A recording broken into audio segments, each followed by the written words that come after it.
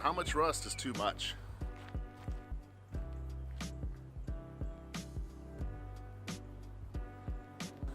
That's the pink insulation.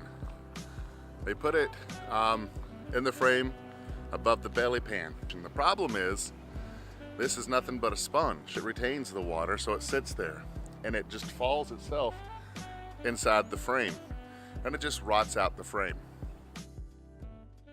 Well, that's what we've been spending this week considering. We got a couple quotes on having it actually repaired versus replacing it. We were hit with the thought of actually having to replace our frame. We immediately thought it would be more expensive. We may have to actually replace absolutely everything on it. The question is, at this point, is the Airstream still worth it? But here's the deal. In order to repair it, we have to sandblast it, which takes more time and more money. So if we replace the two main channels, we don't actually have to sandblast it, so that saves us money there. So we're weighing our options. I like the idea of getting a new frame starting with a very solid structure.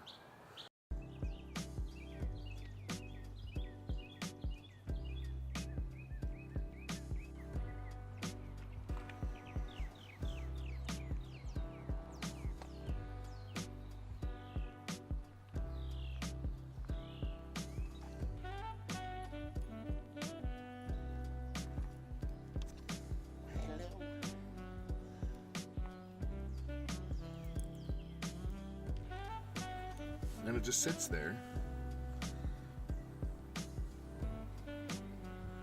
allowing it just to eat through the bottom of your C-channel frame.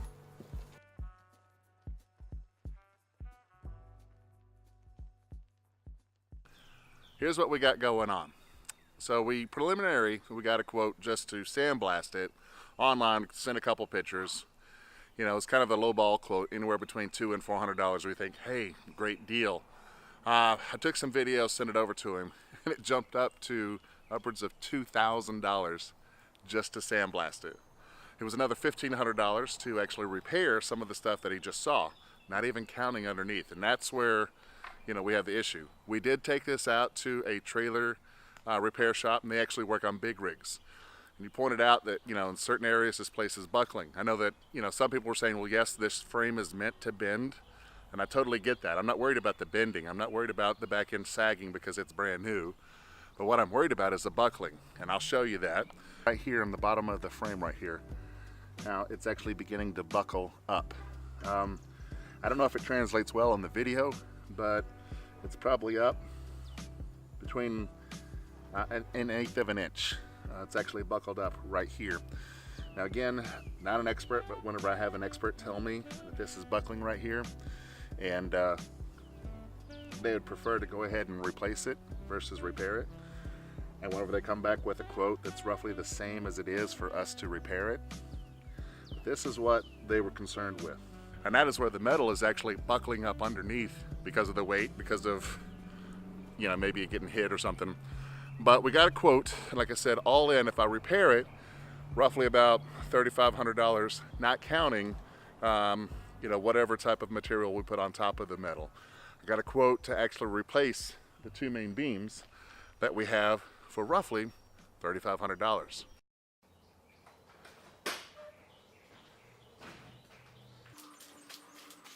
So speaking of power, we heard from a power supply company this week called Parallax, and they are wanting to possibly help us out with some of our electrical needs.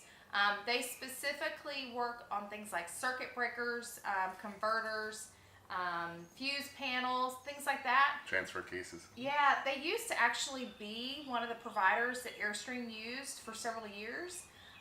So they wanted to talk to us about maybe how they could help us with our electrical. So we kept all of the original wiring in our unit because we really thought it would serve as like a footprint for when we go to install our electrical. Then we could kind of just copycat. But because we changed the floor plan up so much, we feel like, we should just go ahead and get this out.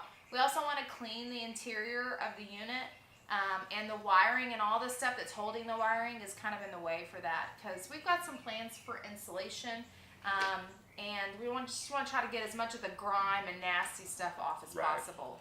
Probably going to condition the inner of the outer shell, and probably go ahead and coat it with a special paint before we put our insulation in. So in order to do that, we need to get off, some of this stuff and basically clean off, some of the rat droppings and everything else. I mean, anything else.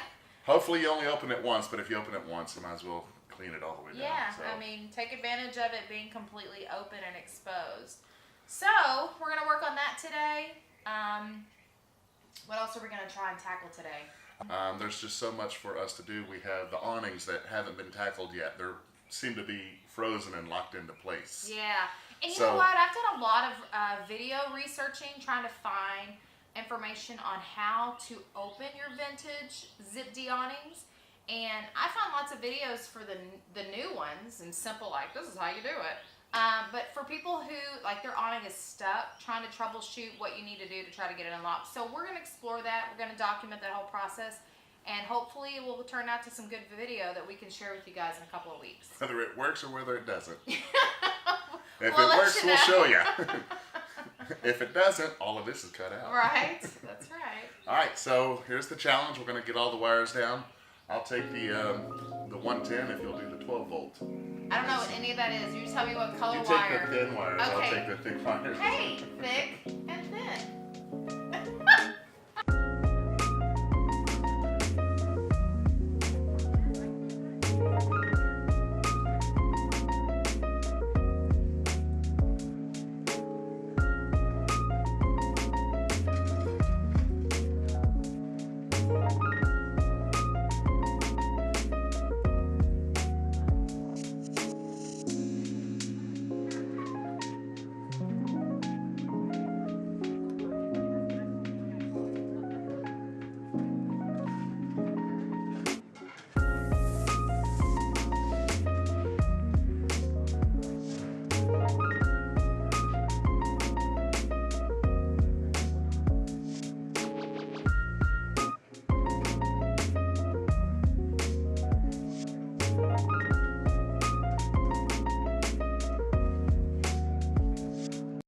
So today we did things a little bit differently.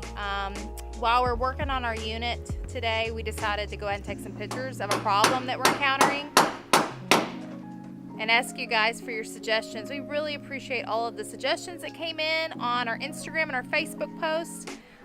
We are trying some of those options now, and we'll be sharing the results of this, all these attempts just as soon as we can. Thanks so much.